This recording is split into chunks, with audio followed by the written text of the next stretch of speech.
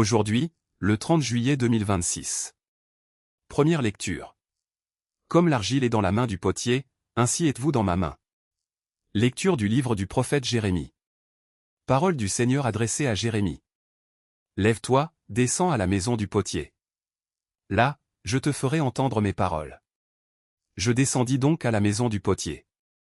Il était en train de travailler sur son tour. Le vase qu'il façonnait de sa main avec l'argile fut manqué. Alors il recommença, et il fit un autre vase. Selon ce qu'il est bon de faire, aux yeux d'un potier. Alors la parole du Seigneur me fut adressée. Maison d'Israël, est-ce que je ne pourrais pas vous traiter comme fait ce potier? Oracle du Seigneur. Oui, comme l'argile est dans la main du potier. Ainsi êtes-vous dans ma main, maison d'Israël. Parole du Seigneur. Nous rendons grâce à Dieu. Psaume.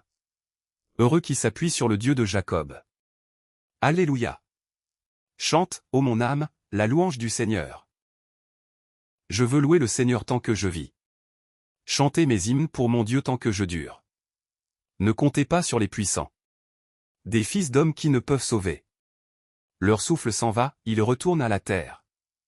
Et ce jour-là, périssent leurs projets. Heureux qui s'appuie sur le Dieu de Jacob. Qui met son espoir dans le Seigneur son Dieu. Lui qui a fait le ciel et la terre. Et la mer et tout ce qu'il renferme. Évangile. On ramasse dans des paniers ce qui est bon, et on rejette ce qui ne vaut rien. Alléluia. Alléluia.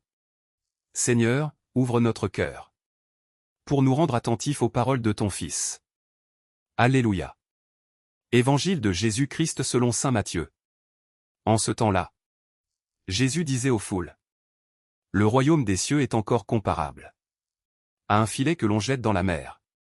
Et qui ramène toutes sortes de poissons. Quand il est plein, on le tire sur le rivage.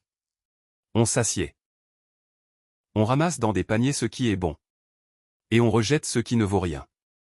Ainsi en sera-t-il à la fin du monde. Les anges sortiront pour séparer les méchants du milieu des justes. Et les jetteront dans la fournaise. Là, il y aura des pleurs et des grincements de dents. Avez-vous compris tout cela? Ils lui répondent, oui. Jésus ajouta. C'est pourquoi tout scribe, devenu disciple du royaume des cieux, est comparable à un maître de maison, qui tire de son trésor du neuf et de l'ancien. Lorsque Jésus eut terminé ses paraboles, il s'éloigna de là. Acclamons la parole de Dieu. Louange à toi Seigneur Jésus.